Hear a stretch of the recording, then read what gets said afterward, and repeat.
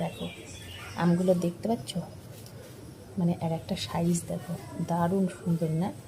তো গাছের দেখো এই সব আমগুলো কিন্তু সবই হচ্ছে গাছের। তো এগুলো আমাদের গাছের নয়, এটা হচ্ছে মামার বাড়ির গাছে, মানে আমার শাশুড়ি মায়ের বাবার বাড়ির গাছের এইগুলো সমস্ত কিছু। আর এই হচ্ছে আমাদের গাছে। তো এই সাইজটা তো দেখতেই পাচ্ছ, দারুণ সুন্দর আর দারুণ মিষ্টিও, কিন্তু ভীষণ মিষ্টি। তো গাছের আম খেতে প্রত্যেকেরই ভালো লাগে, আর শুধু ধরো কিনে খেতে যেটা মানে ভালো না লাগে, তার থেকে নিজের গাছের সব থেকে বেশি ভালো লাগে, তাই না?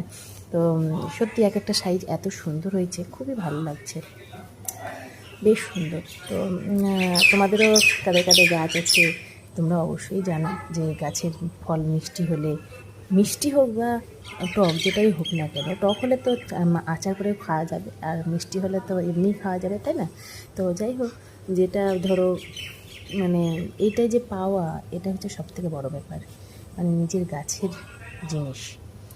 তো আজকের মতন এখানে রাখছি, টাটা।